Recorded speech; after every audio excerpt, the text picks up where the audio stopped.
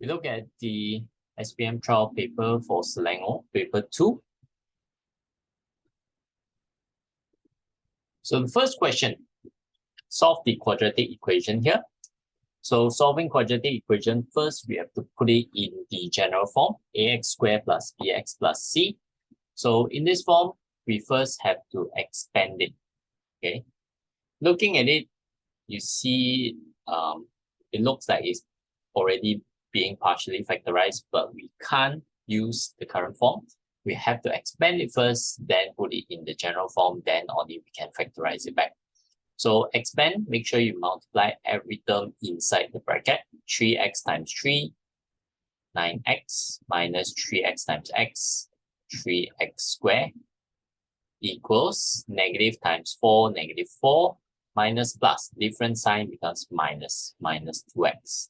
Bring everything to the right side.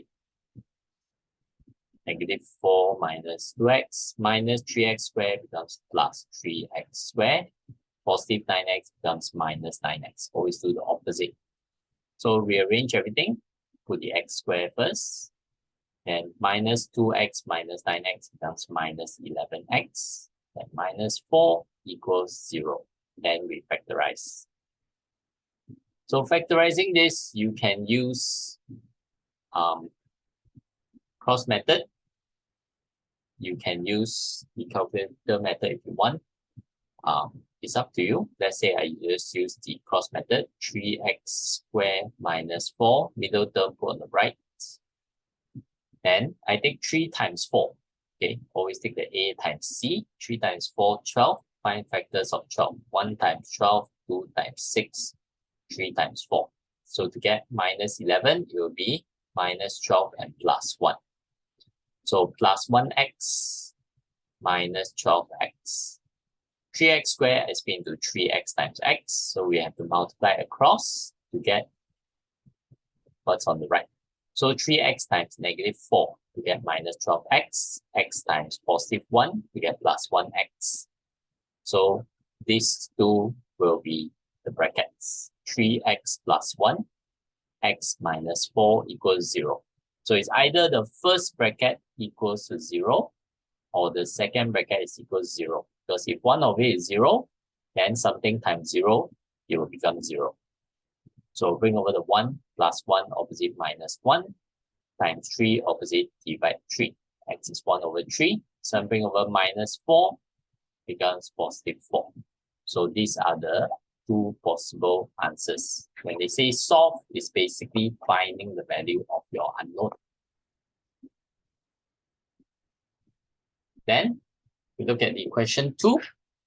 Here we have a prism-shaped solid, rectangular base ABCD lying on a horizontal plane. Surface ABGF.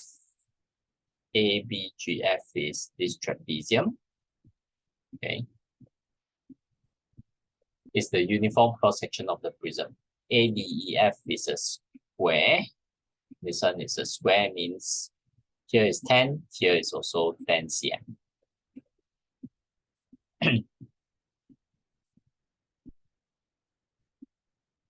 So, based on this diagram, we want to find the angle between plane ABCD and line AH. Plane ABCD, this bottom plane, and line AH, this slanting one. So when we are finding the angle between your plane and the line, we look at the orthogonal projection, which is where we see from the direction normal to the plane. Yeah. So H is the same as point C. A is still A, so connect A and C here. So it's the angle between the original line and the projected line. So it's this angle here. So we always need a right angle triangle to find this. So this height we know is 24. A to C. We know AD is 10. DC is same as AB, 16. And here is a right angled triangle. So we can use Pythagoras theorem to find the length of AC first. Okay, first we find the length of AC using Pythagoras theorem. So AC is the hypotenuse. So we just take 10 square plus 16 square square root. 10 square plus 16 square square root. So square root of 10 square plus 16 square, we will get actually we can just leave it in square root form. 10 square plus 16 square, 356. Square root of 356. Then the height is 24. So to find this angle, we use SOHCAHTOA. Opposite, adjacent. This is hypotenuse. Opposite of the angle, opposite. Next to the angle, adjacent. So opposite, adjacent is TOA. Okay, opposite over adjacent. Tangent is opposite over adjacent. So tangent theta equals to opposite 24 over adjacent square root of 356. So the angle, I take tangent inverse, right? Tangent inverse. So shift and then tangent 24 over square root of 356. Yeah, so we'll get 51.8 degrees. That's the angle between the plane ABCD and the line AH. Right? Then question 3. Diana uses 1.26 meters of red ribbon to stick around a circular shaped cardboard. Calculate the radius of the cardboard. So it's stick around a circular shaped cardboard, which means I have a circle. The red ribbon, I stick around it. Okay, means is basically the perimeter. So perimeter of the circle is 1.26 meters basically. So perimeter is 2 pi r. 2 times pi, 3.142 times radius equals to the 1.26 meters. So radius, I just take 1.26 divided by 2 times 3.142. So make sure if you're using MS version calculator, when you divide, make sure you bracket the 2 times 3.142. Yeah. Okay, if you're using ES or EX version, you can always just use the fraction form. So you get 0.2. So 0.2 meters. That's the radius of the cardboard. Then part B. Diana noticed that the side of the recreational park built near a house is round in shape. Center O. There's a square-shaped line measuring 30 meters of length painted on the recreational area as shown in diagram 2. So shaded area in diagram 2 is tau, basically this and this. Yeah. Radius of the smaller circle is 11 meters. So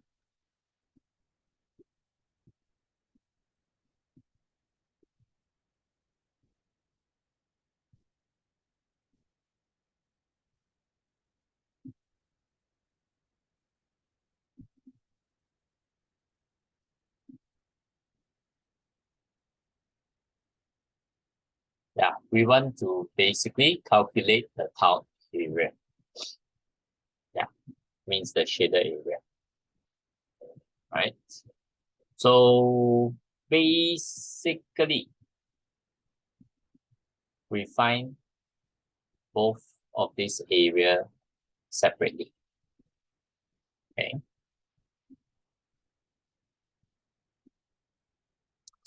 Let's find the area of the whole square. Basically, this is 30 meters by 30 meters.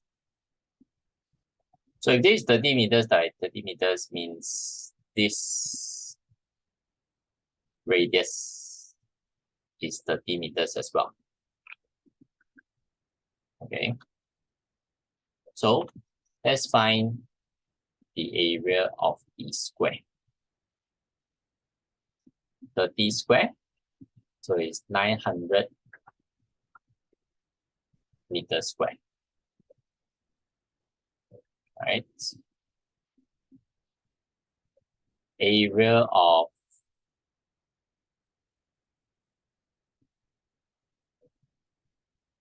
actually, I don't actually need to find area of the square.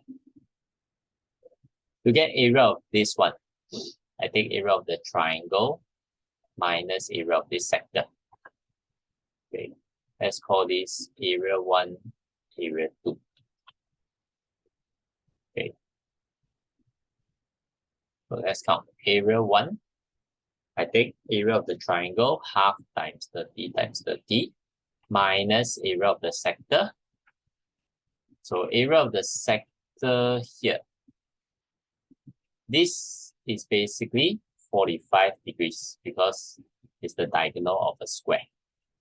Okay, diagonal of square means it splits 90 into half. So it's 45 degrees. So area of sector, 45 over 360, angle over 360 times pi r square. Pi 3.142 times radius square. Radius is 30 square. So this is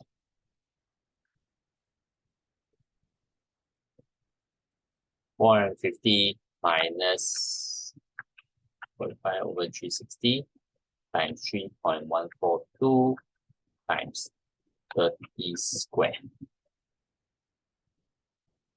353.475.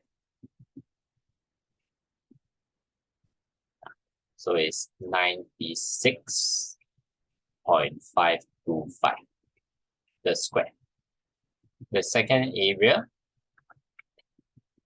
this one, I just take the larger sector minus the smaller sector. So the larger sector is the same as this area of sector just now, 353.475. So I just minus area of the smaller sector.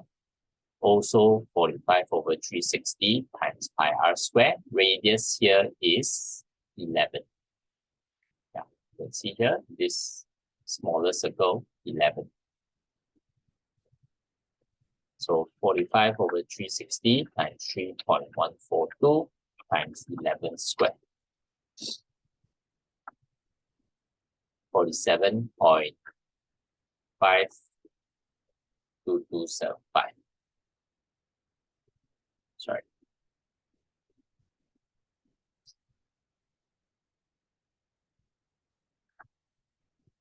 Sorry, 7.52275. So 353.475 minus that, 47.52275. Excuse me.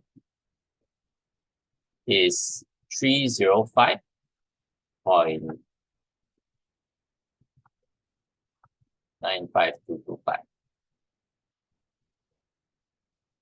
So area of the tau, the tau area basically. Just add them together. 96.525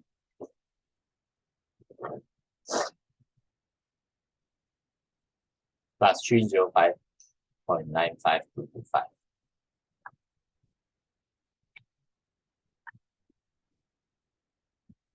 So 402.477, so 48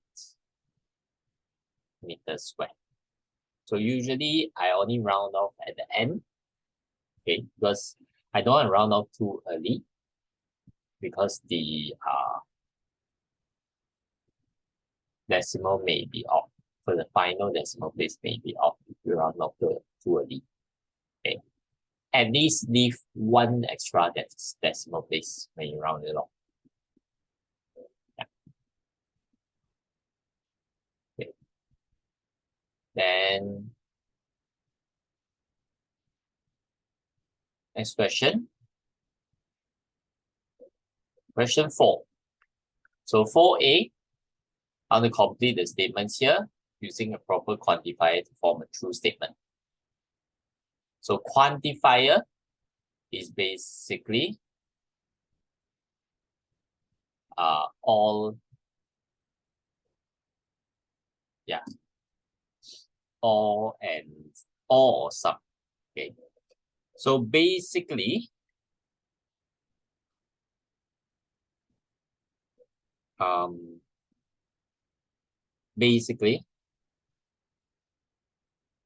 some means there are exceptions to it, means there are some that are not.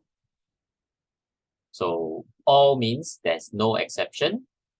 All of it without any exception will fulfill the condition. So the first one, state flags in Malaysia has red color. This one only some. Because there are state flags in Malaysia without red color. For example, Pahang. Okay, the Pahang flag only has black and white. So it doesn't have doesn't have red color.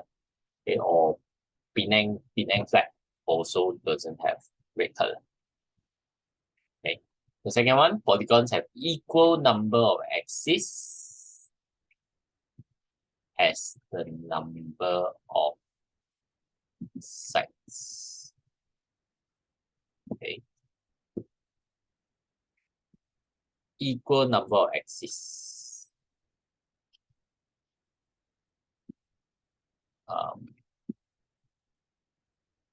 So I will assume it means axis of symmetry.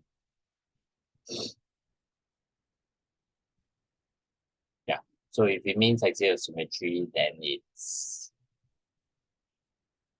also only some.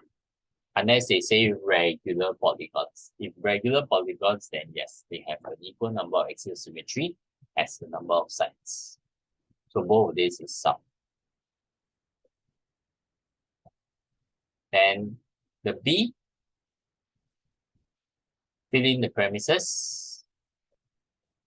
So premise 1 here, if n is a perfect square, square root of n is an integer. Okay. So for arguments, basically, premise 2 will be if this is true, then this is true, or if this is not true, then this is not true. Okay. So we look at conclusion. Square root of 81 is an integer. Square root of this is an integer. So we are talking about 81. So we have to remain and talk about 81. So it follows the first condition, means 81 is a perfect square. Then C here, write down the converse of the implication. So we have converse, inverse, and contrapositive. So if your statement, if P, then Q, converse would be switching your antecedent and consequent. If Q, then P. If it's inverse, then if not P, then not Q. If it's contrapositive, then it's combination of both.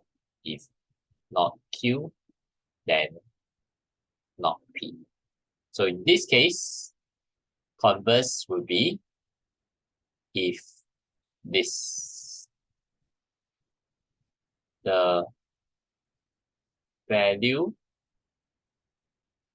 of each interior angle is 60 degrees, then triangle PQR is an equilateral triangle. Yeah. All right. Then question 5. Here, diagram shows the shaded region which satisfy all three inequalities. So state all the inequalities here. So we look at lines one by one. Okay. This line, easiest one, they already give you the equation y equals 3/2. So it's above means more than, and it's a solid line, then that's equal. Means the first inequality, y more equals 3/2. Okay, so we have this line done. Let's consider the dotted line here. So we first have to find the equation of this line. Equation y equals mx plus c. C is 0, so we don't have c. Gradient of this line is positive because it's going up. We just need to form right angle triangle. We can take however big, however small. We can take like this. We can take just this small, up to you. Okay, let's say we take here. And this is 3, this is 1, means 3/1, which is 3. So this equation is y equals 3x. So this part is below this line, so less than. Dotted line, there's no equal. Y less than 3x. That's the second inequality. Third inequality, this line going downwards. Gradient negative. Okay. Let's say I take here. This is 1, this is 1. 1/1 is 1. So gradient of this -1. So the equation y equals -x plus c. C here is the y-intercept 6. Yeah. So below this, less than, solid line that's equals y less or equals -x plus 6. That's the 3 inequalities here. 1 mark for each inequality. Question 6. Mr. Chiu Eng is a mechanic. His monthly basic salary 1,400 ringgit. He received monthly overtime allowance of 450 ringgit per month. He lives in a terrace house with a rental rate 550 per month. So utility bill, monthly car installment, and cost of petrol 350, 390, and 180 ringgit respectively. Every month he spends 750 for his food. So calculate and state Mr. Chiu Eng's cash flow. So cash flow means we consider income minus expenditure. Okay, income minus expenditure. So first, let's find the total income and the total expense. Yeah. Okay. So we add up all the income. So his income is the basic salary 1,400 plus the allowance 450 a month.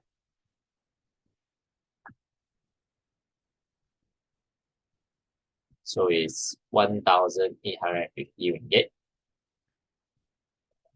Total expense 550 rental, utility bill, car installment, petrol 350, 390, and 180 all add together.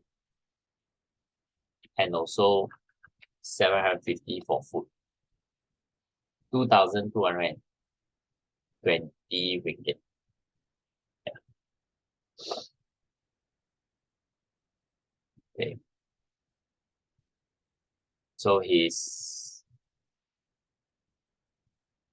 monthly cash flow will be the total income minus the total expenses. Always income minus expenses. So 1,850 minus 2,220. So it's negative 370 ringgit. That's his monthly cash flow. Okay. So this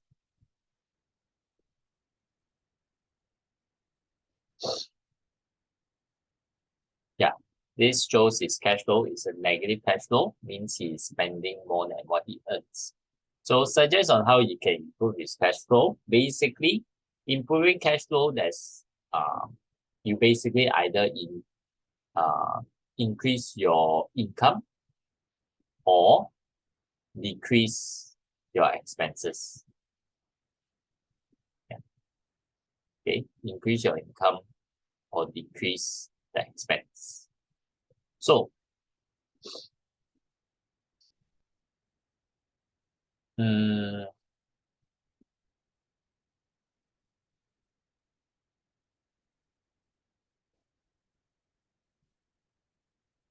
So you can see all the spending here. Utility bill, car installment, and petrol. Car installment especially, you can't really change that. Utility bill and petrol is quite a reasonable amount. So the only thing is food. 750 is a bit high. So we can suggest Mr. Chiu Eng can decrease his spending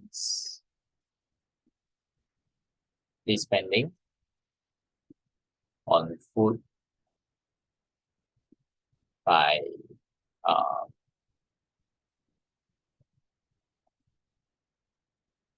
making his own daily meal.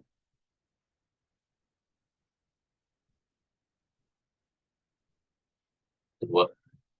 Yeah, that would probably save him quite a bit. Yeah, when you cook your own and pack your own food. Yeah, so that would be an example of a suggestion. There can be other suggestions as well. It just has to be reasonable. Okay. I wouldn't really recommend increasing income because unless he changes job, because his basic salary and he's paid for overtime allowance, which means he's already working overtime. So to be getting another job over that is a bit unreasonable. Okay. Now, question 7 here. So they want you to give your answer as fractions. Give all your answers as fractions.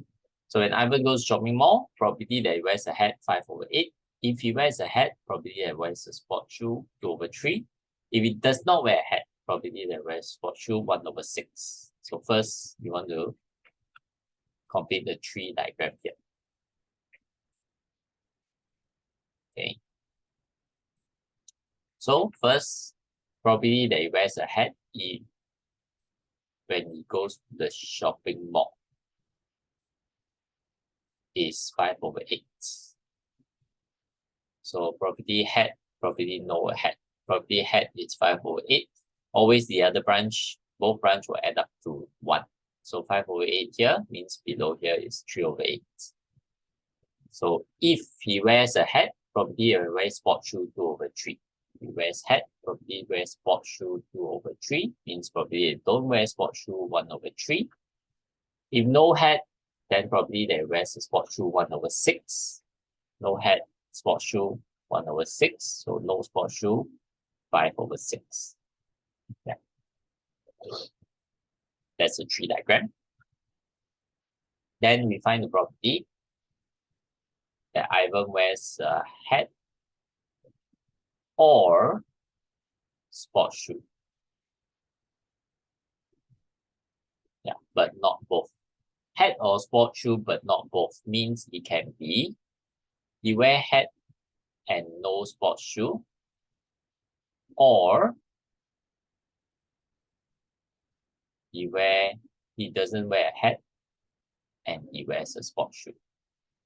Okay, hat, no sport shoe, or no hat, sport shoe.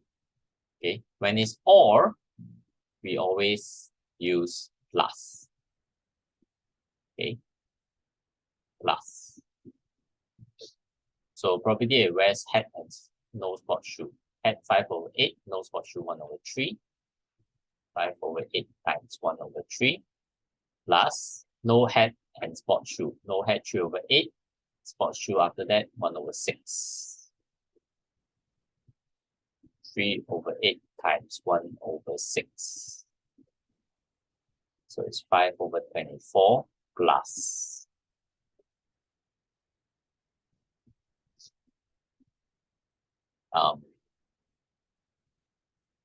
1/16. Then we can just use calculator and plus that. 5/24 plus 1/16. 13/48.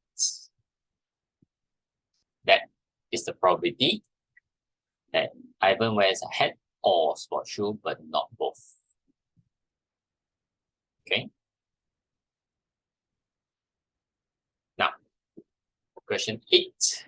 Pythagoras is training for a marathon. He practices according to his routine, which is running as far as 32 km a week.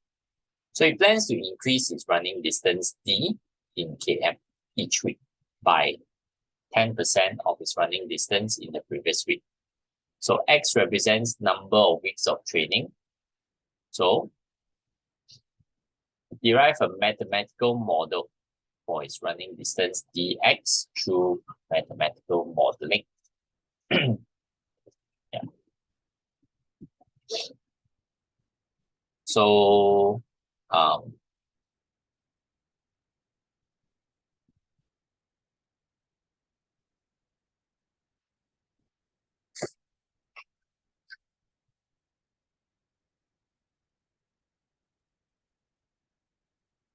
basically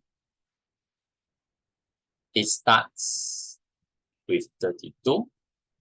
It's basically an exponential model. Increase by how many percent or decrease by how many percent. So it's C8 to the power X. Yeah.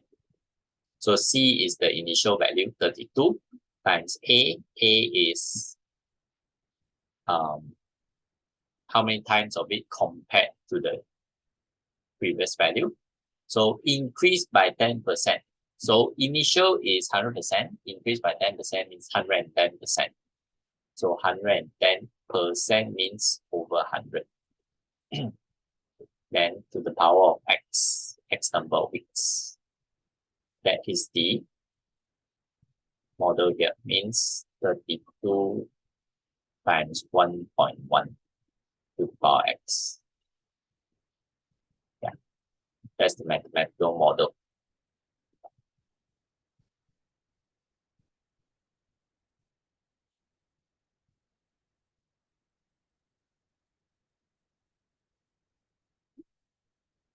Yeah, basically it's just like this.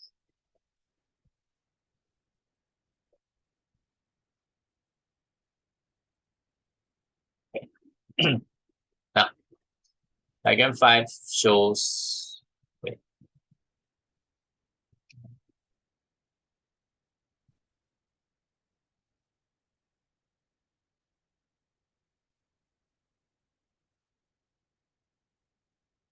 Yeah. So question 9 shows a rhombus, KLMN. So given Kn is 10, yeah, Kn is 10 units. So it's 10. I want to find gradient of Lm. So this is a rhombus, means these two lines are parallel. Okay, so gradient of Lm is the same as gradient of Kn. Okay, so we have to split into a right angle triangle.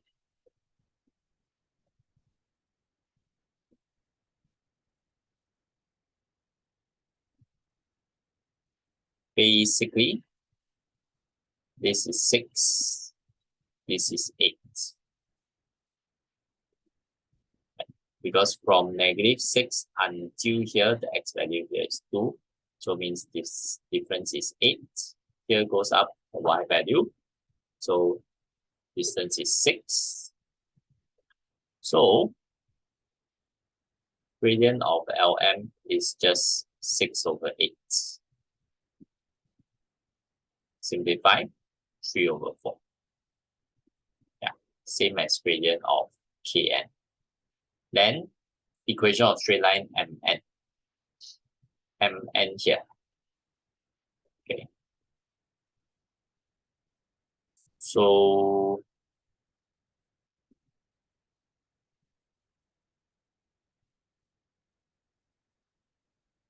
let's see. This is a rhombus, means if Kn is 10, KL is also 10. Okay. So we have to split like this triangle. From K here until the origin, here is 6, means I can get the height, OL. It should be basically 8. Yeah, using Pythagoras theorem. 10 square minus 6 square, square root, which is 8. So if here is 8,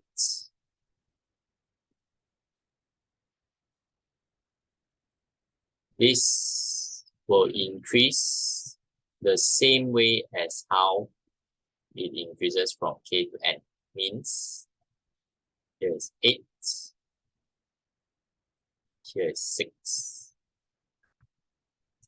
Yeah. So I want the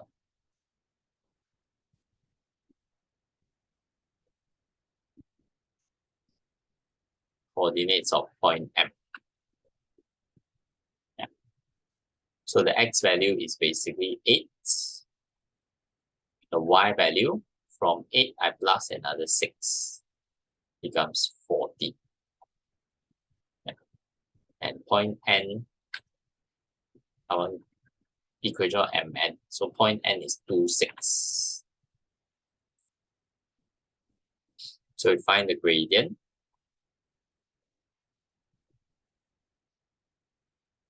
y2 minus y1 over x2 minus x1, which is 8 divided 6, 4 over 3. Then y equals mx plus c. I don't know what's the c. So just sub in the values from either one of the point M or point N, find c. 6 equals 4 over 3 times 2 plus c. So 4 over 3 times 2, 8 over 3. Bring over, positive, opposite, minus. C is 6 minus 8 over 3. 10 over 3. So y equals 4 over 3x plus 10 over 3. That's the equation of straight line Mn. Yeah. Then, question 10. Mr. Eric and Mrs. Lisa have bought a house. They plan to buy fire insurance for their house. The insurable value of their house is 375,000 ringgit. The insurance policy chosen by them has co-insurance provision to insure 80% of the insurable value of his home. The deductible value 3,200. So calculate amount of insurance that they should buy for their house. Yeah.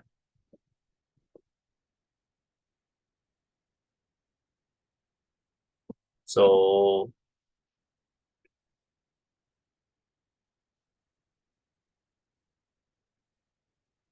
amount needed is basically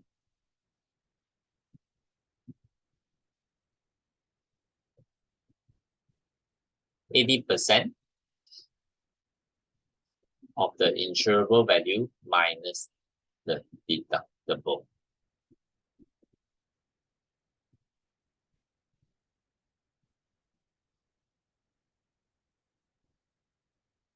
And then actually, actually it's 80% of the amount needed, basically. So it's the 80% of the amount of the value of the house. So it's just 80% of the 375,000. So it's 300,000 ringgit. That's A. Part B. A small fire occurred in the house, resulting in a loss value of 27,500. A compensation payment that would be received if they insure the house on the amount of insurance that they would have to buy. So on the amount that they have to buy, basically, they would be insured the 27,500, but we have to minus the deductible, because deductible has to be paid by them. So minus 3,200.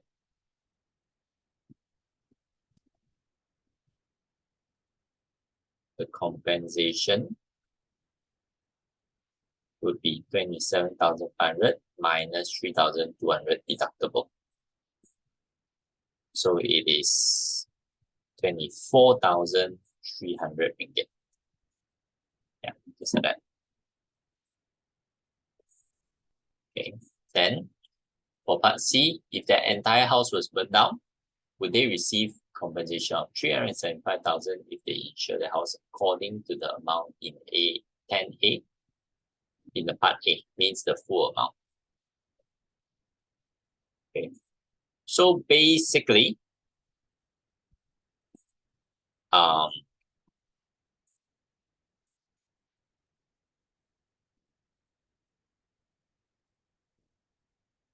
basically the answer would be no.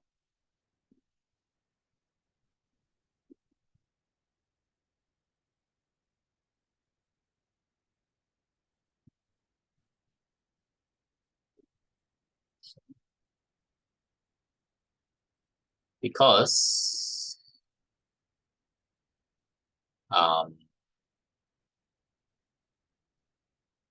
first thing is there is deductible.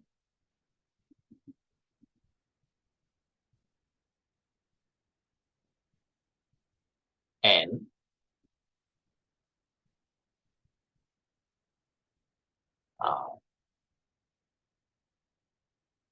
the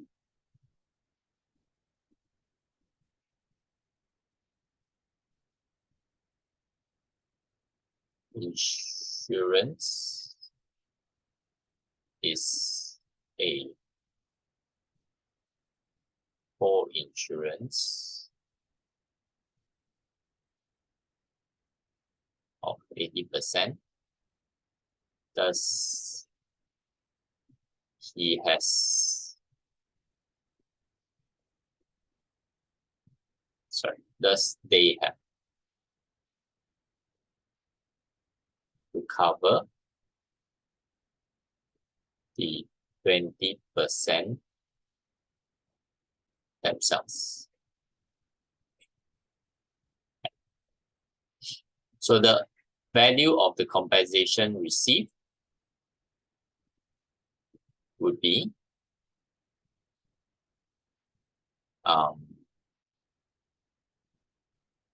the amount that they buy, 300,000, minus the deductible, 3,200 ringgit. Compensation. So it's 296,800 ringgit. That's the amount of compensation that they will receive. Basically, you only get paid up to how much you insure. Yeah.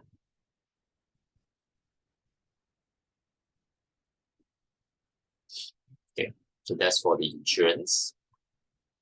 Question 11. So I have a right prism solid with rectangular base DEFG here, lying on the horizontal surface. Surface HJED is uniform cross-section of prism. Rectangles DEFG, TUVW, horizontal planes. RUVQ, vertical plane. Rectangles HJRS, PQMN, JEFM.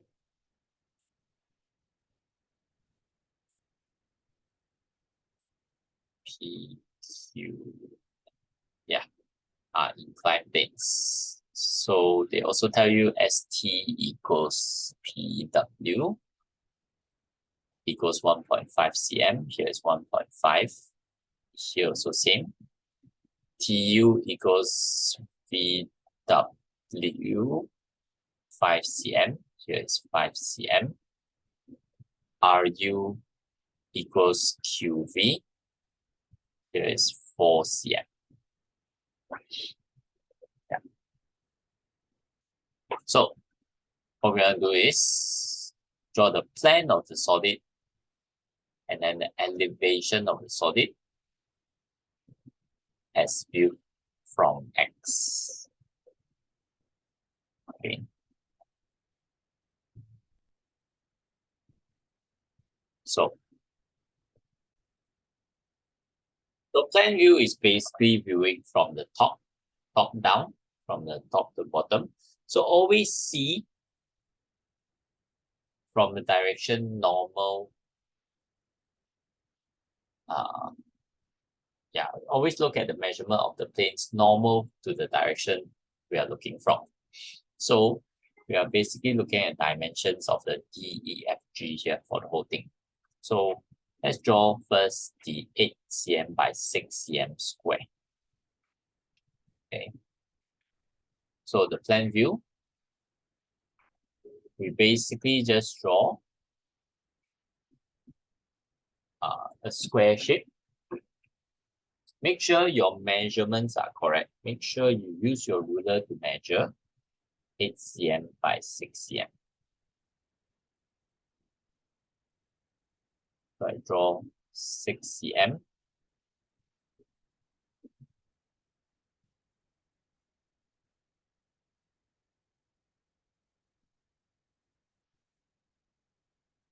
Okay.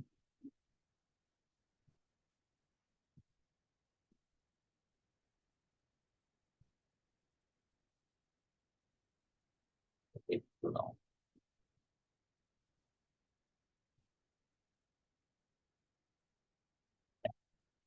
6 cm by 8 cm.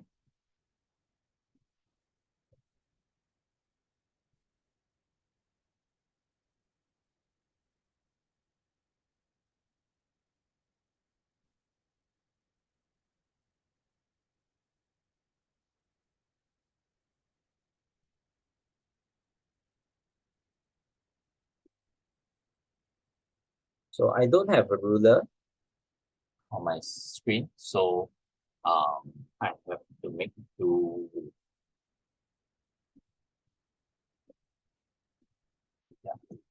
with what I can basically. So it's 6 cm and 8 cm here for the whole thing. So if we look back, we will be able to see this. Okay, 5 cm in.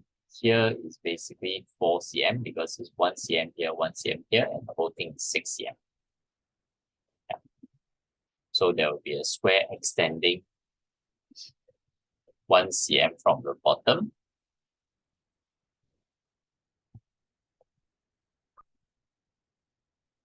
And we have 5 cm.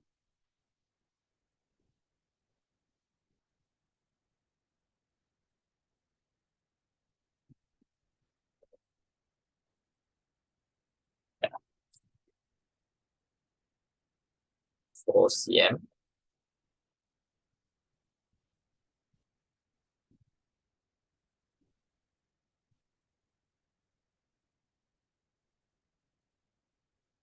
and close back.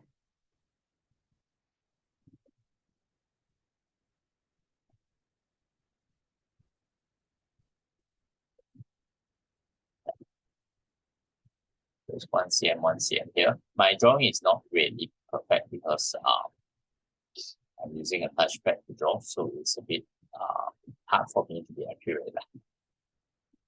Okay.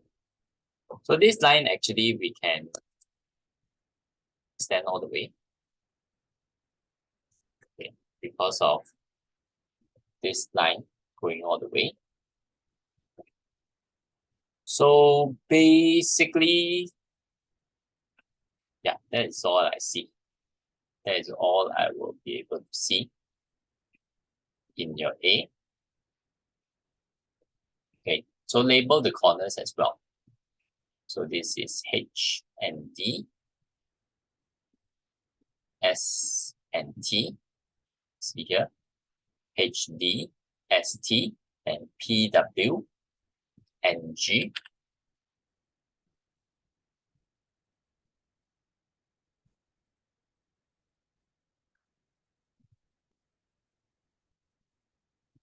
This is M.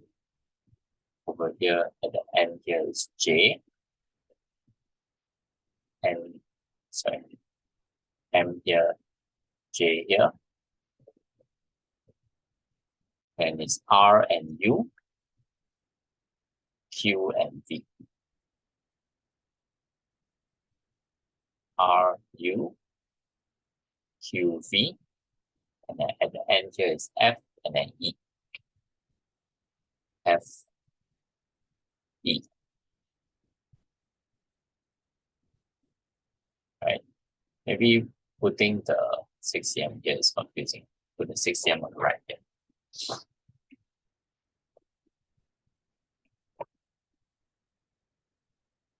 Yeah, this is 5 cm.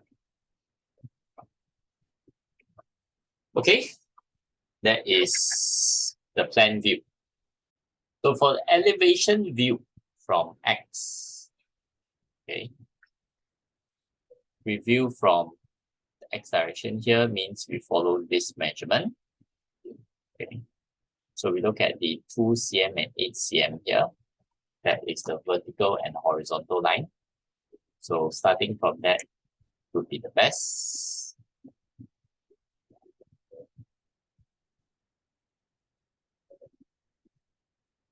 So the 2 cm and 8 cm line.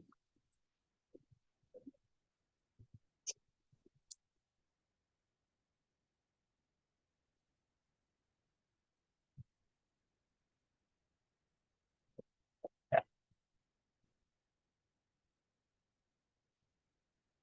All the way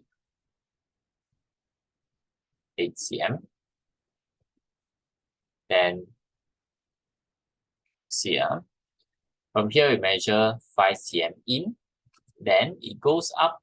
This 4 cm is until here, but this is not all the way down. This is only 1.5 cm.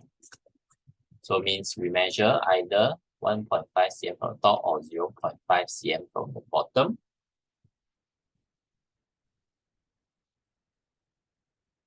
Okay, which will be about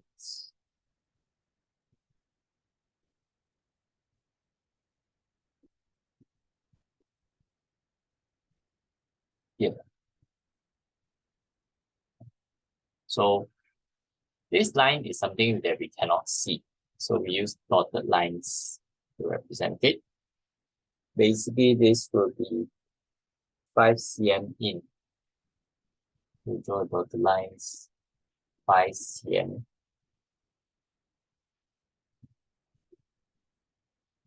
in. And then from there, we go up by 4 cm. Also, it will be a dotted line.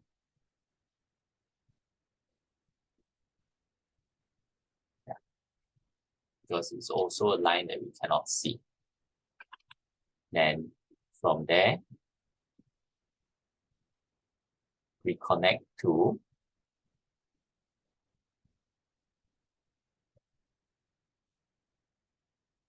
this point of this corner.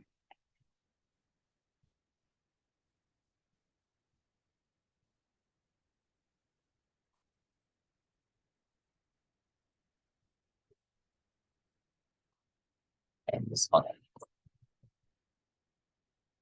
Like that. Okay. So here is 5 cm, 4 cm. Yeah. So basically, yeah, that's what I see.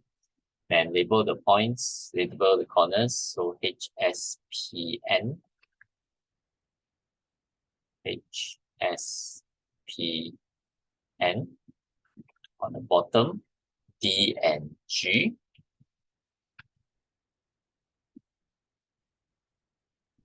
This point where the dotted line begins, this is T and W.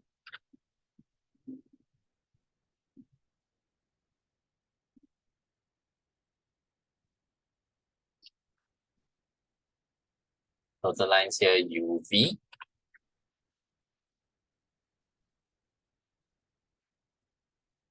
All the way at the top here, JRQM.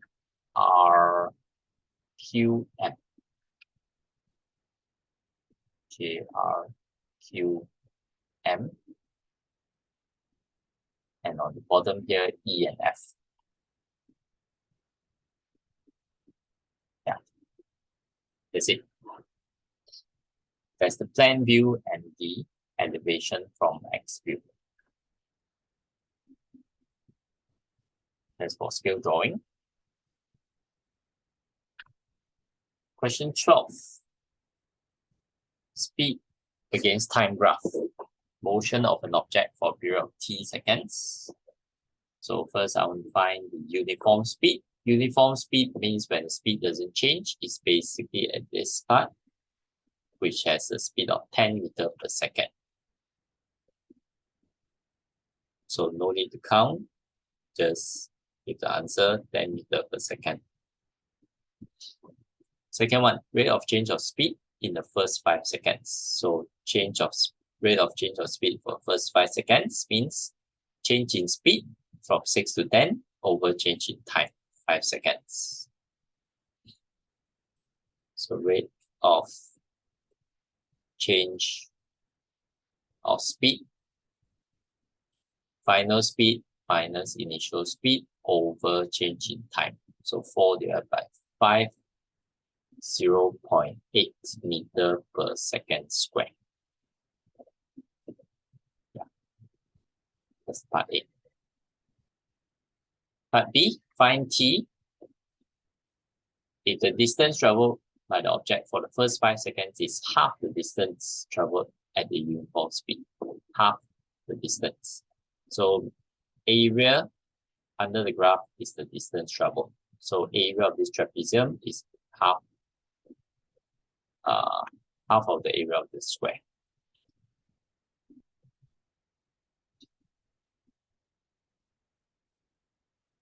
So area of the trapezium, half times sum of parallel sides. Parallel sides is 6 and 10, height is 5. 6 plus 10 times 5 equals half of the uniform speed, area of this rectangle, base t minus 5, and then height is 10. T minus 5 times 10. Half and half, I can just cancel off. This is 5 times 16, 90, equals 10 times t minus 5. Bring over the 10 times 10, opposite divide 10, which is 9 minus 5, opposite plus 5. T is 14. That is the value of t. Right? And question 13. Finding quartile and median.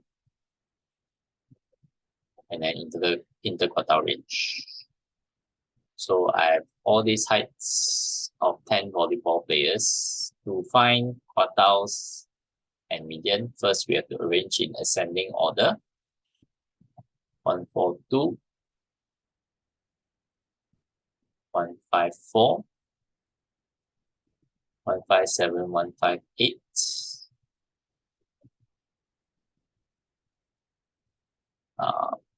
162, 162, 168, 169, 172, 183. Yeah. So median.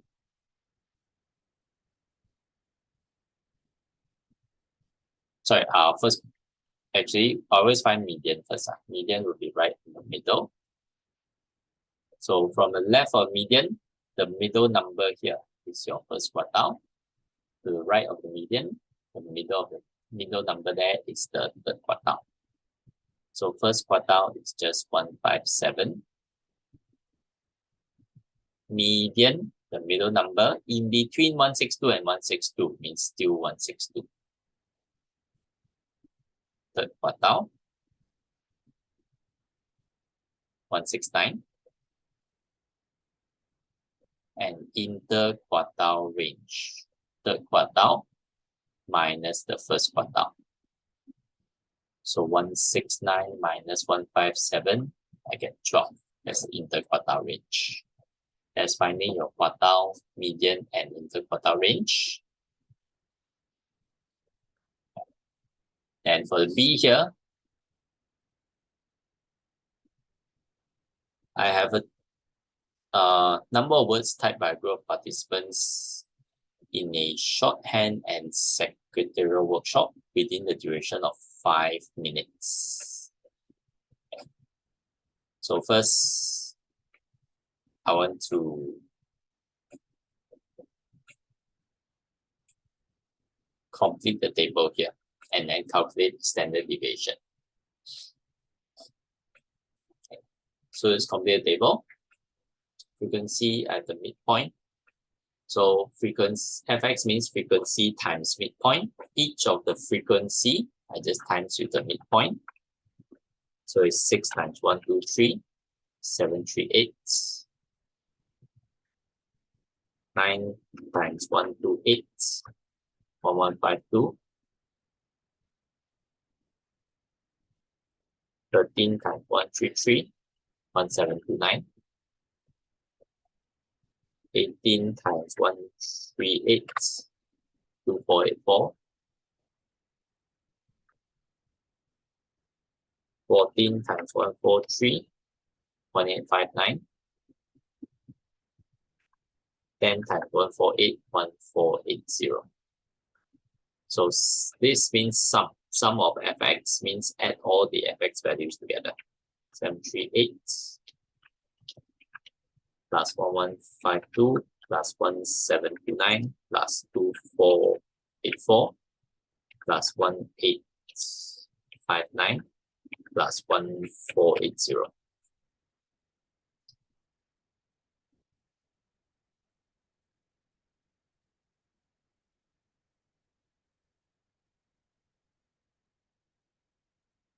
Sorry, counted wrong here. 14, not 5, not 13. 2002. Bye-bye. So this is 2002. 9585. Yeah.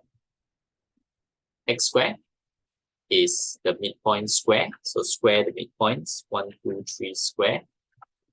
15,129. 128 square. 16384.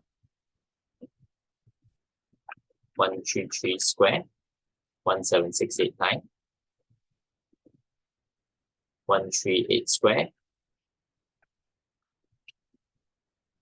19044.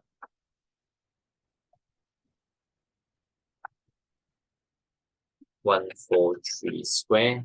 20449.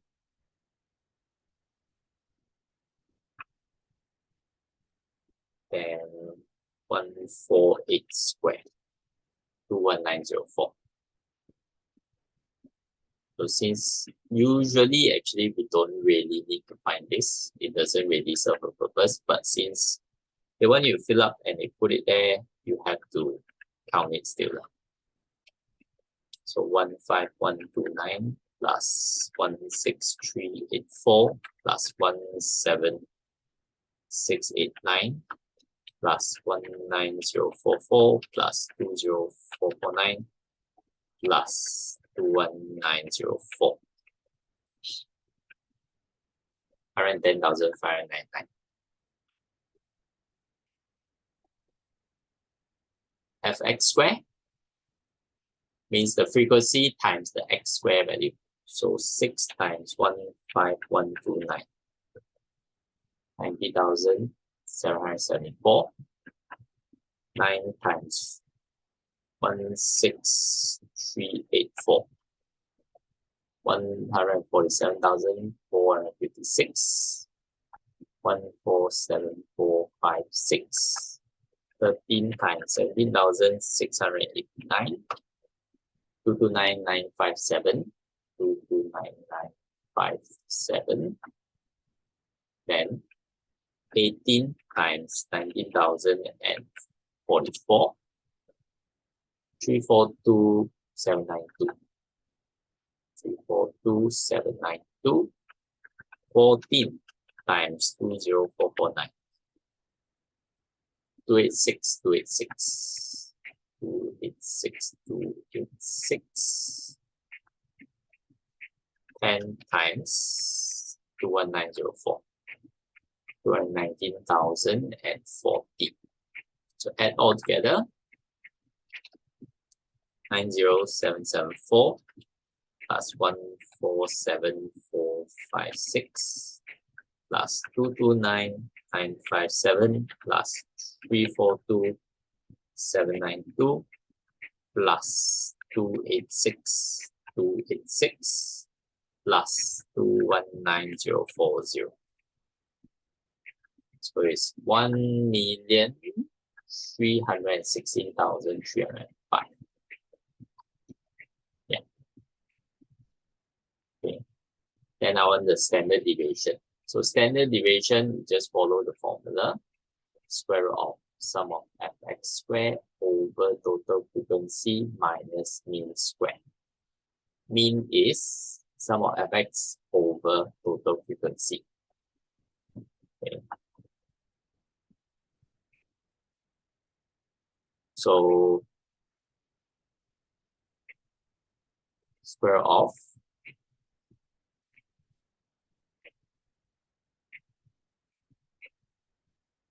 sum of fx squared 1316305 over total frequency 70 minus mean square. So mean is total frequency 9585 divide total frequency. So count that square. Then I straight away count everything. Square of 1316305 divide 70 minus 9585 over 70 close bracket square. If you're using MS version calculator, after the square root, you have to open bracket and after everything close bracket. Because if not, they will only square root the first number. So you get 7.44411. Yeah, that is the standard deviation here. Right, so this is just a bit troublesome, but basically finding the standard deviation is just using the formula. Formula is given to you, so it shouldn't be an issue. Question 40. Given volume of gas, V varies inversely as pressure P. So V is 2 meter cube, P is 500 Newton.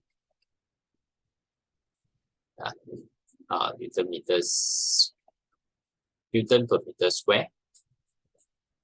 Express V in terms of P. Yeah. So they say V varies inversely as the pressure, means V equals to K times 1 over P. Yeah. So V times P equals to the scale. So I need to find the scale by substituting the values of V and P in. 2 times 500 equals K. So K is 1000. Means V is 1000 times 1 over P. Means 1000 over P. Yeah. Okay. Variation, always put your scale K times what it varies with. So if it varies directly, then it's K times P. If it varies inversely, then it's 1 over the value. Yeah. And just sub in the values given to find the K value. Then B here. So again, V equals 1000 over P. Means for the 400 is 1000 divided 400.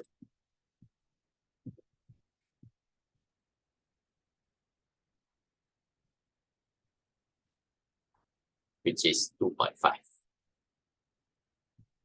So it's 2.5 here. See here. I want to use the graph paper. Okay. You can use flexible curve rule. Yeah, it's the flexible curve ruler. Based on answer in 14B, using scale 2 cm to 100 Newton per meter square on x-axis. Means 2 cm means each box 100 for x-axis, each box 1 for y-axis. So I want to draw the graph from 100 to 800. So all the way on the left here, I'll start with the 0. Then for the y value, it goes up to highest 10. Yeah. So I just need to go up here.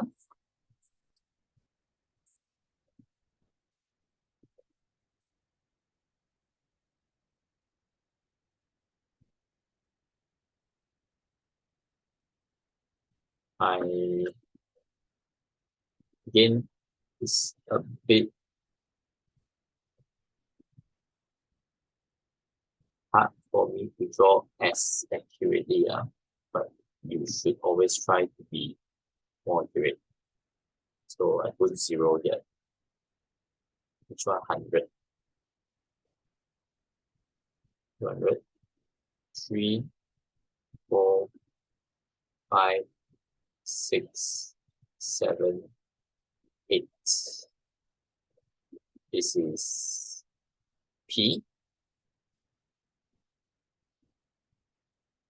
Newton per meter square. Then y value each on 1, 1, 2, 3, 4, 5, 6, 7, 8, 9, 10. Plot the points. So it's 10, 5, 4, 10, 5, 400, 200. Then here, 5 here, then 250 is 4. 250 means here. 400 is 2.5. Here. 500 is 2.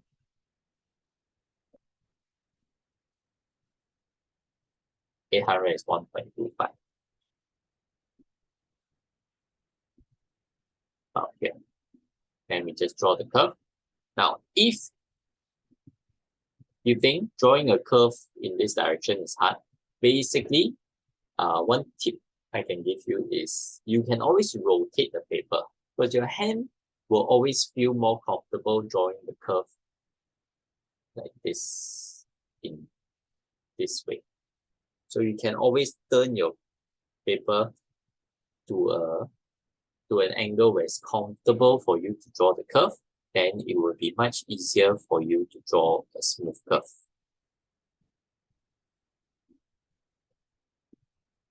Okay.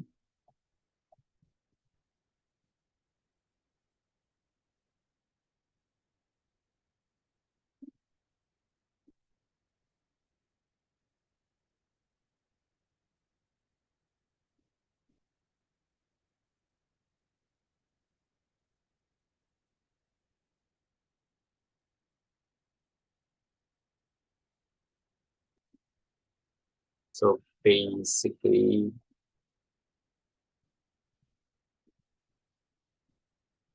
yeah, it should be something like this.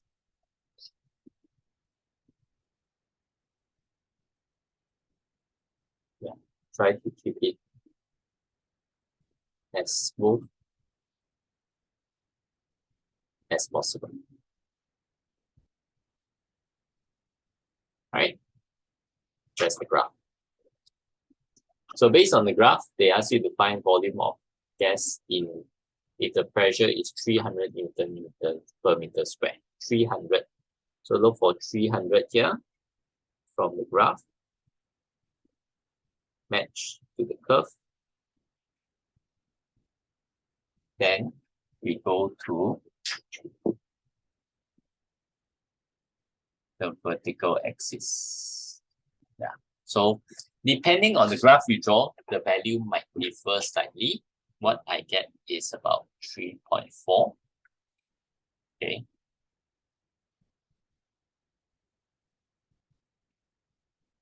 But your value can be slightly different. Like if you get 3.3, it's okay. Yeah, because maybe you curve slightly more here. Okay. Or maybe you curve even more.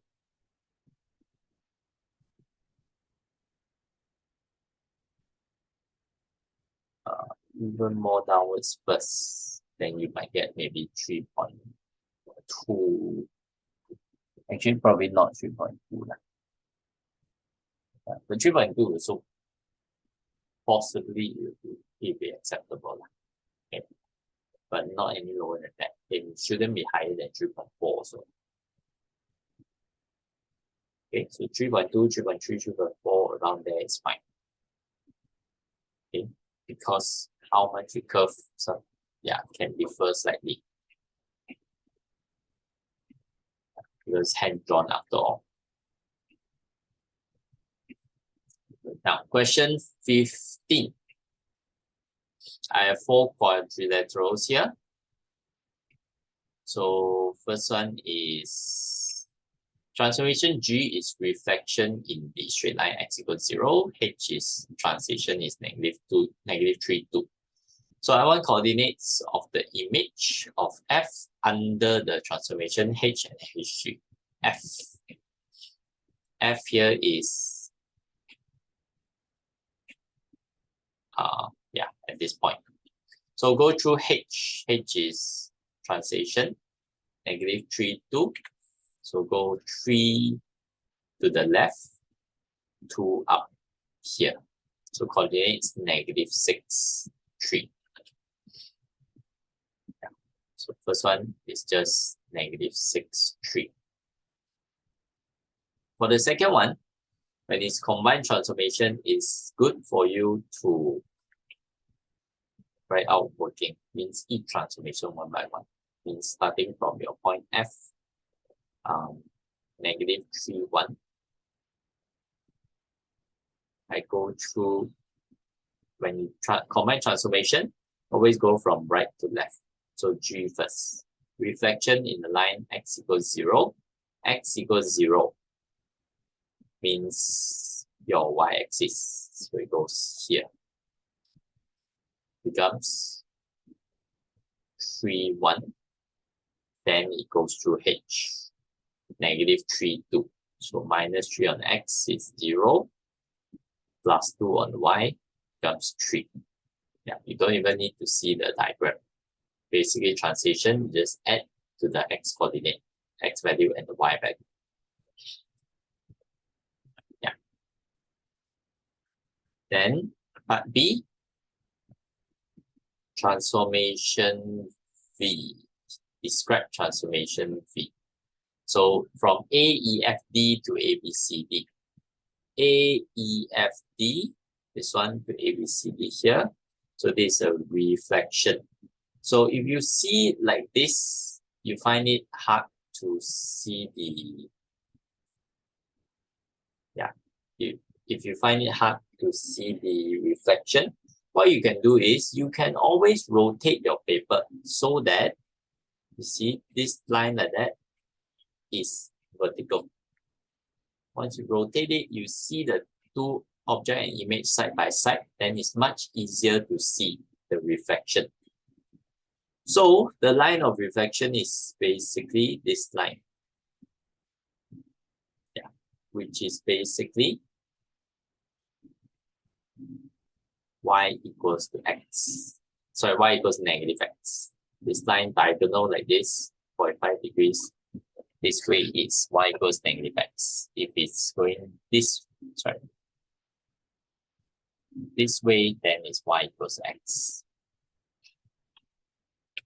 So this is reflection on the line y equals negative x. The second one,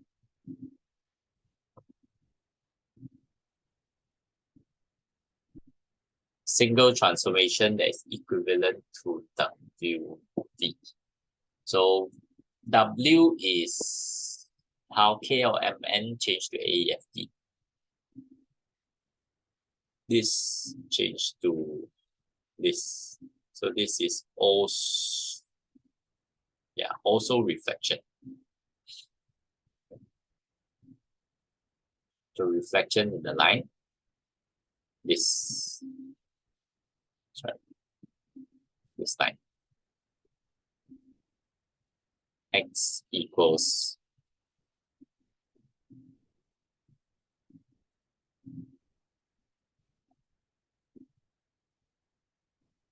negative 6.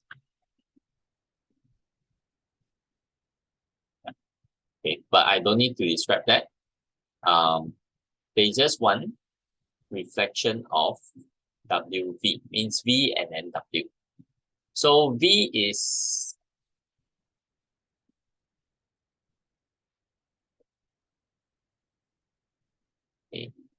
KLMN is the image of AEFD. KLMN, image of AEFD. ADFE. Should be ADFE actually. AEFD is wrong. They can't label. Sorry, AEFD is correct. AEFD. Let's see.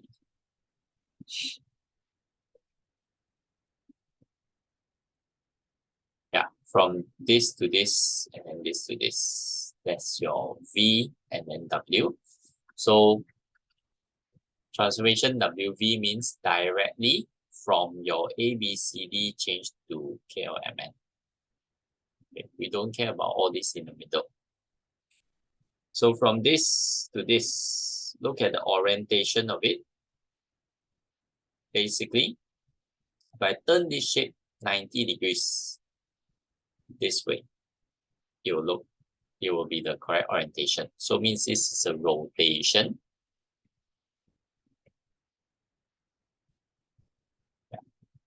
90 degrees. So this way means clockwise, following the clock direction. When it's 90 degrees, you have to stay clockwise or anti-clockwise. About, and I want to find the center of rotation. Finding the center of rotation, there are multiple different ways.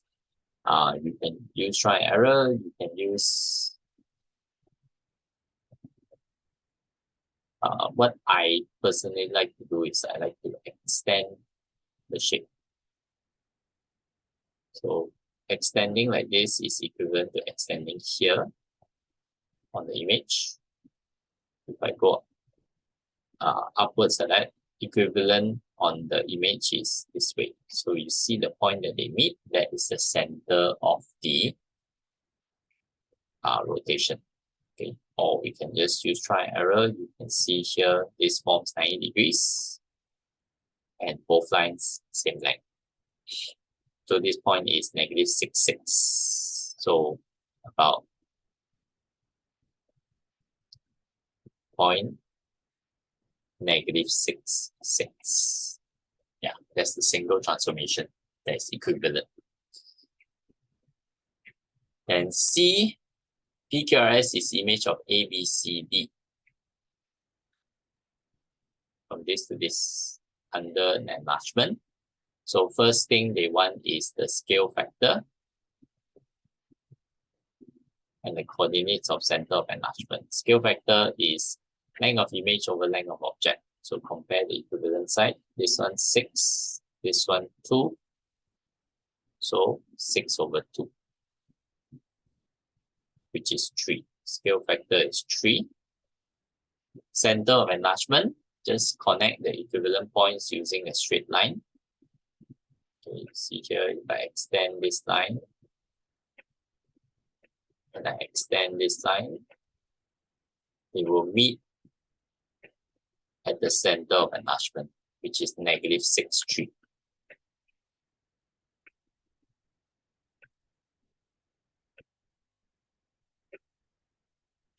Yeah. Then PQRS represents region of area 412.2 meters square. The image is 412.2 meters square. I want area of the object. So area of image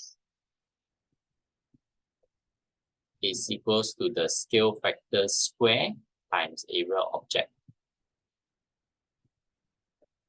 So 412.2, I divide by 3 square, which is 9. Then I get area of ABCD. So area of ABCD is 412.2 divided by 9. 45.8 meters square. Make sure when you count, you have to use scale factor square. Actually, the formula is given to you, but a lot of times students don't refer to the, did not refer to the formula sheet for this, and they end up not putting the square for the scale factor. Okay, area you always have to square because you're considering 2 dimensions. Question 16, Venn diagram here. I have representation of 42 students of Usahawan Tani Club who are fond of 3 types of local fruits: watermelon, guava, and pineapple.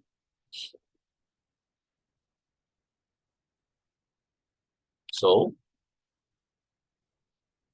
given number of students who like guava only, it's twice the number of students who like pineapple only. Guava only is here. Pineapple only is here. So they say, guava only is twice the number of those who like pineapple only. Means 2x is 2 times, my mistake. Is this.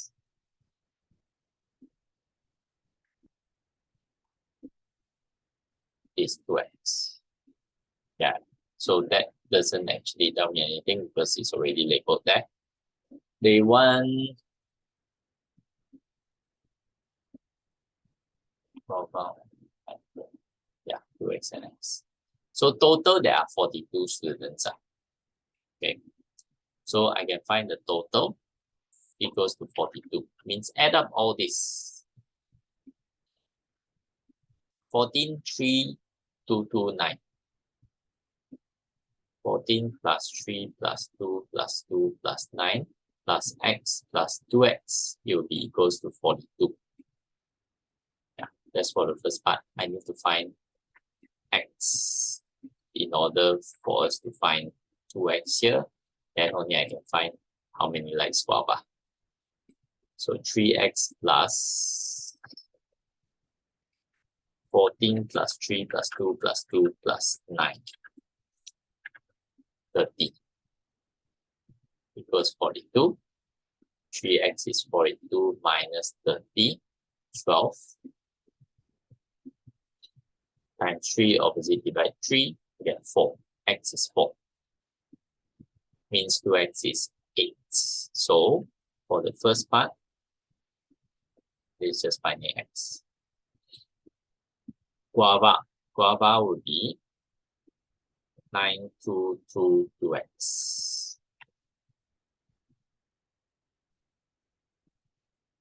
9 plus 2 plus 2 plus 2x, 2 times 4,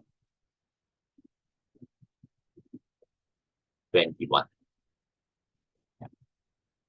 Number of students who like 2 types of local fruits. 2 types of local fruit. Yeah. So there is here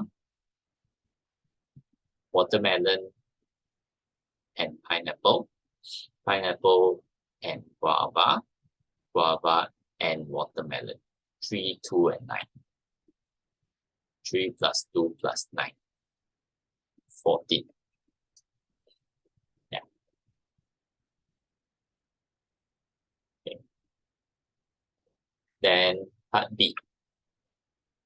On Carnival Day, the club held a sale of watermelon juice and guava juice, both drinks sold in small glass, large glass. Club managed to sell 52 small glasses, 35 large glasses,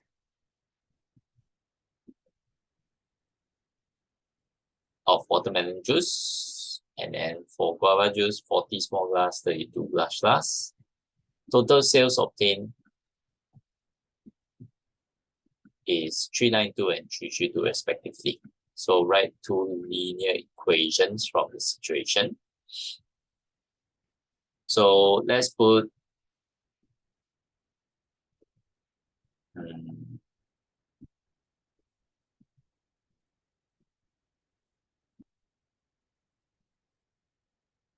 price of small glass and price of a large glass being x and y.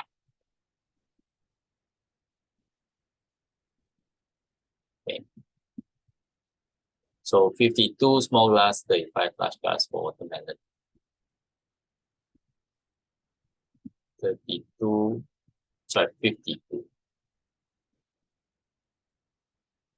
plus 35, y being large glass, equals to 392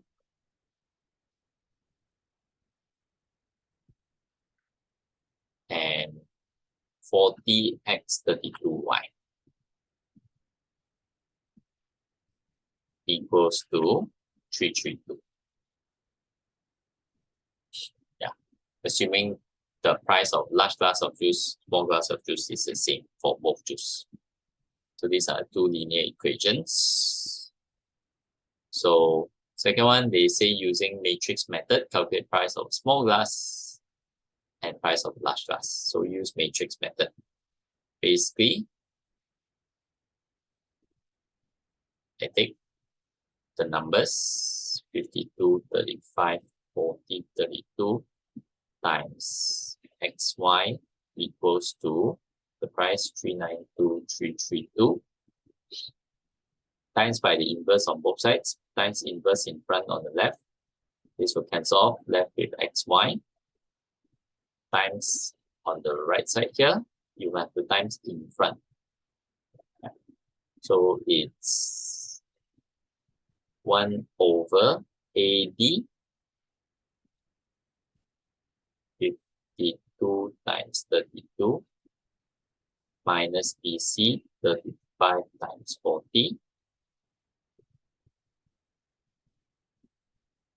Switch A and D, negative the B and C, equal, then times 392 over, 332.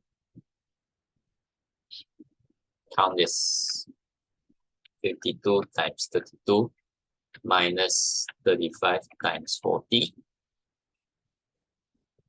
264, 1 over 264, times these two. So multiplying matrix, first matrix follow the rows, second matrix follow column. So basically 32 times 392, 12544 plus negative 35 times 332.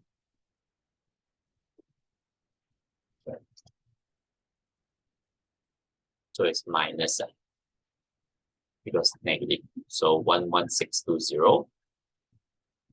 Then negative 40 times 392. Negative 15680 plus 52 times 332. 17264. So 1 over 264 times 12544 minus 11620.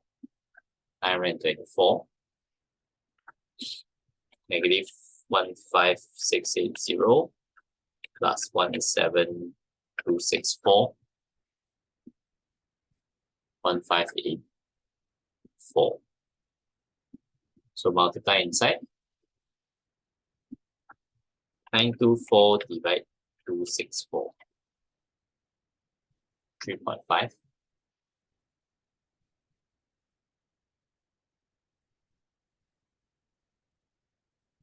Yeah, 1584 divide 264, 6. Yeah. So means small glass is 3 ringgit. Large glass, 3 ringgit 50 cents. And large glass is 6 ringgit. Yeah. Okay. That's question 16. B. Then C. I have this diagram. Hub has planned to plant all 3 of their favorite local fruit varieties. So the piece of land, rectangular shape, PSTU. So PQVW is watermelon.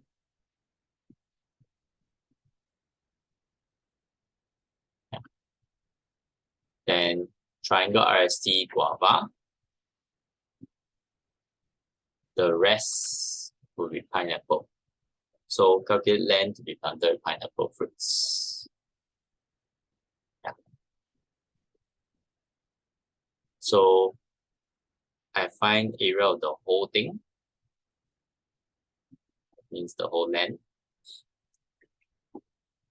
The rectangle 220 times 105.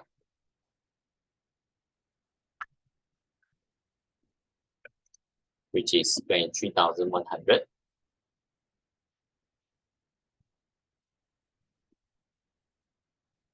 Area of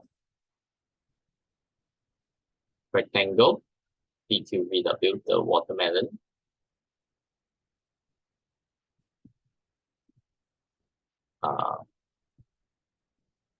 This is 50, so here also 50.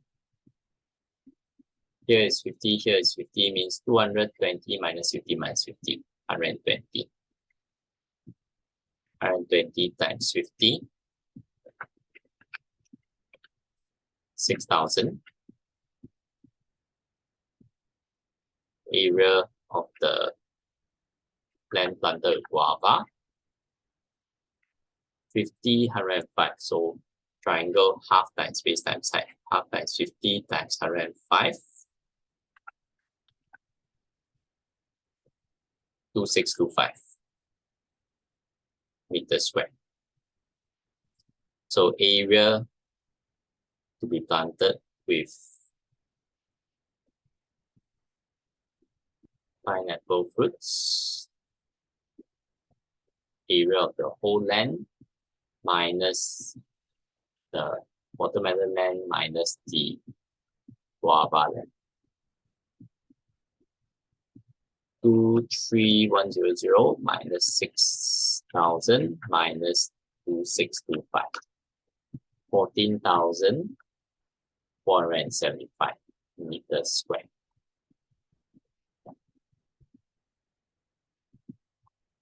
And question 17.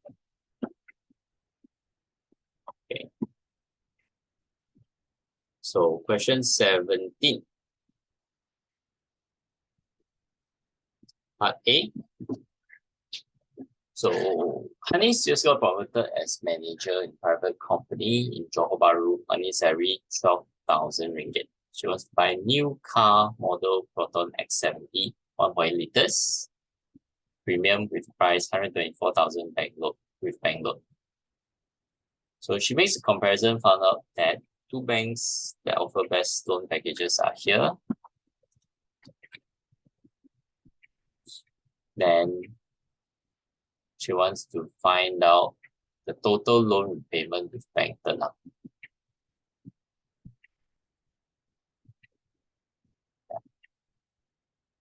So when it's a car loan, it's a fixed interest rate.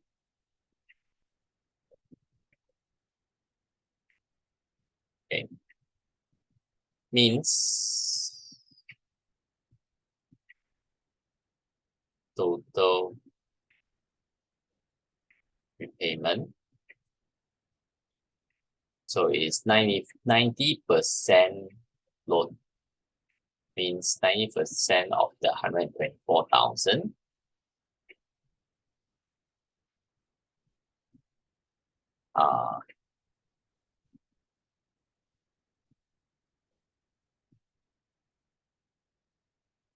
Times the interest rate,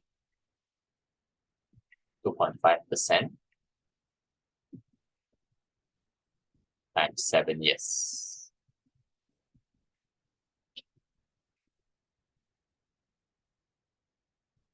Plus the principal. So actually, let's count the principal first.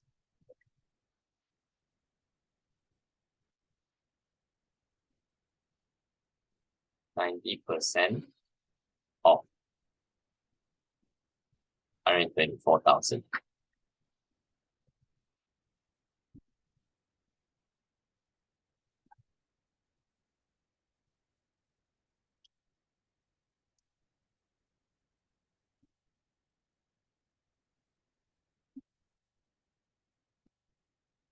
$111,600.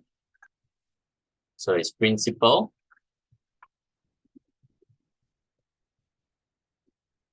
plus principal times interest rate times time, because this will give you the total interest. So plus with the principal, you get the total repayment. Yeah, because you need to pay the interest and the principal of it. So it is 116,600 plus 116,600 times 2.5% times 7 years.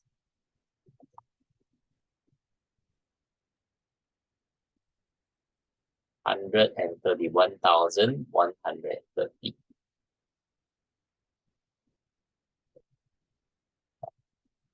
So monthly installment for both banks. So for Bank Tenang,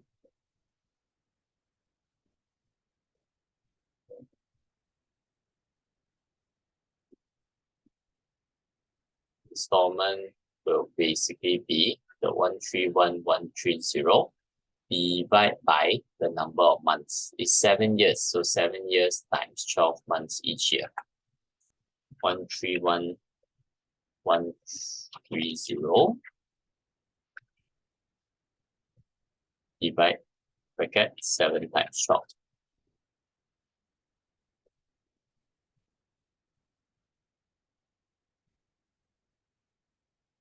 1561. For the other one is Bank Sejahtera.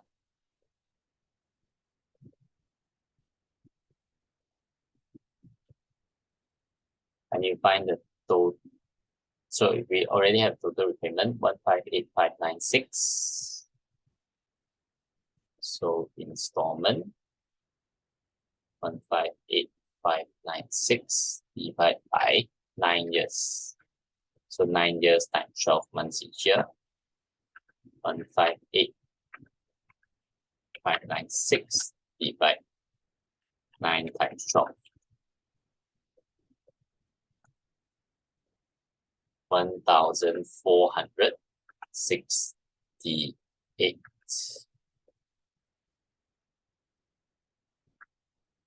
Yeah, ringgit. So usually they won't split the cents. Usually the last installment, they will put the balance in the last installment. Right, finances, yeah. Then B here.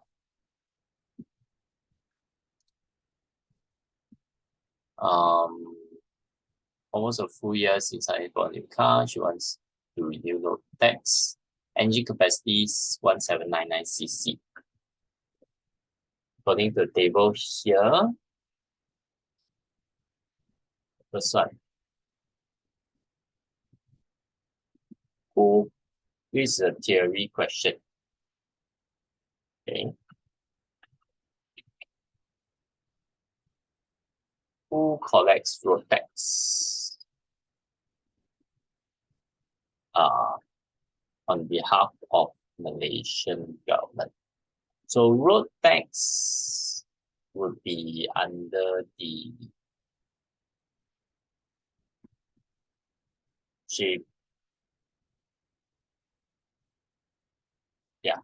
the JPJ.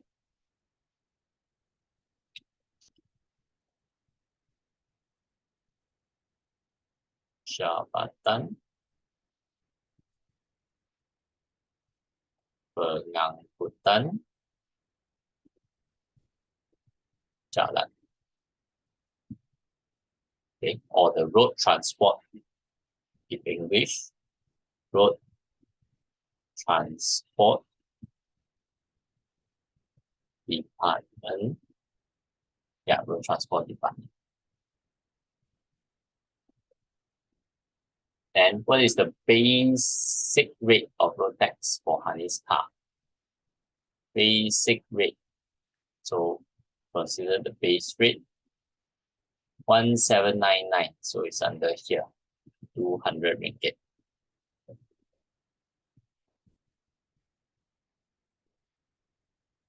Calculate amount of road tax that Hani has to pay. So will basically be the basic rate, 1 ringgit,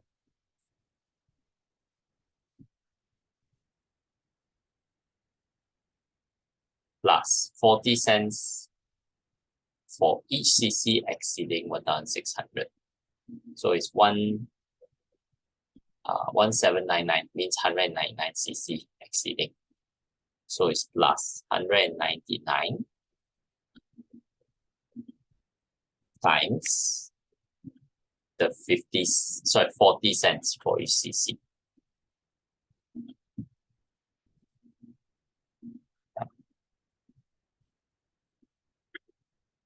Okay. So 200 plus 199 times 0.4. So it will be 279.6. 279 ringgit 60 cents. Yeah. That's the road tax amount. Okay. See here, I have a route map of Honey's journey from home to office. So represents Honey's route from home to office in the form of weighted graph for all these points. From home to office.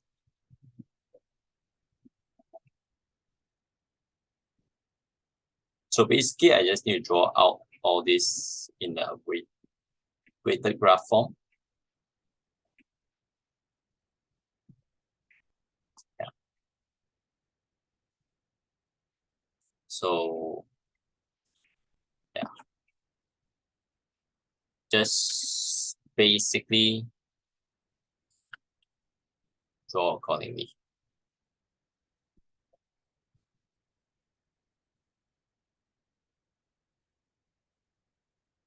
So J,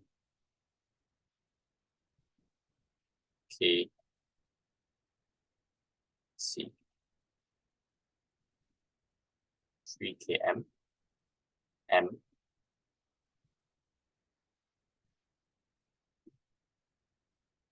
4 km,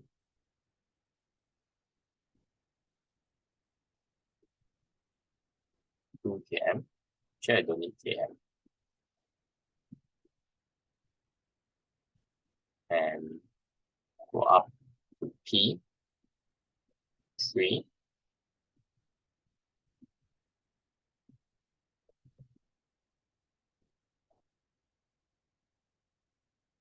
Go to R, 8.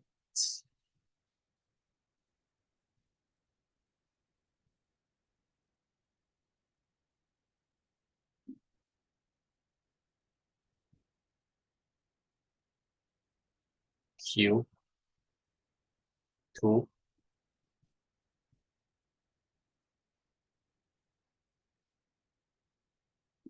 Check here. Q, 2.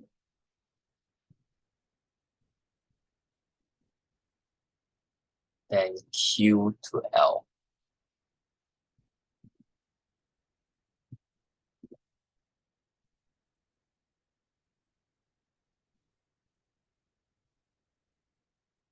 So L to K, 4. L to N,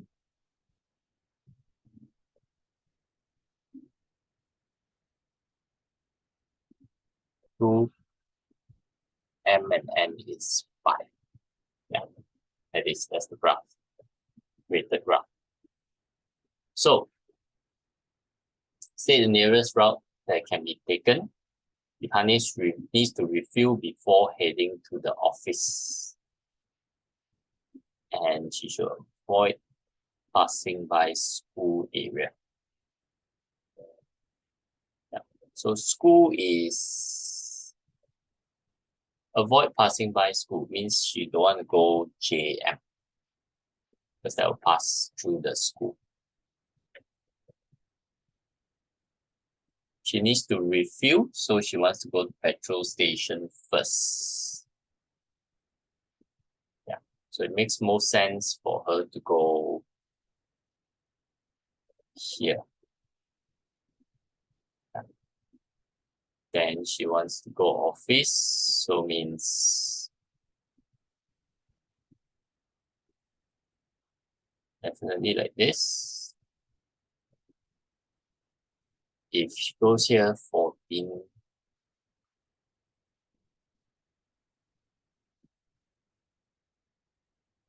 $15, $60. So let's take here 5, 8, 8. Yeah. So means J, K, L, N, M, P, R. J, K, L, M, sorry, N, M, P, R. Yeah. If I go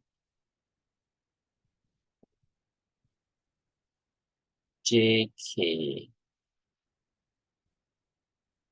L, N, L, Q, R, actually it gives the same distance also, but let's not take a reverse route. So basically the distance 4 plus 4 plus 2 plus 5 plus 3 plus 8.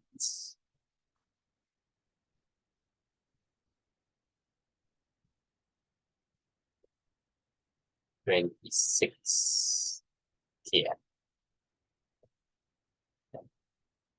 The one, determine sum of degrees of the graph. Basically, sum of degrees for all the vertices is always 2 times of the number of edges. So I just count how many edges there are. 1, 2, 3, 4, 5, 6, 7, 8, 9, 10. 3, 4, 5, 6, 7, 9, 10. So 2 times 10, sum of degrees is 20. Yeah, that's for network. So basically that is for the SPM trial paper for Selangor, paper 2. Thank you for watching.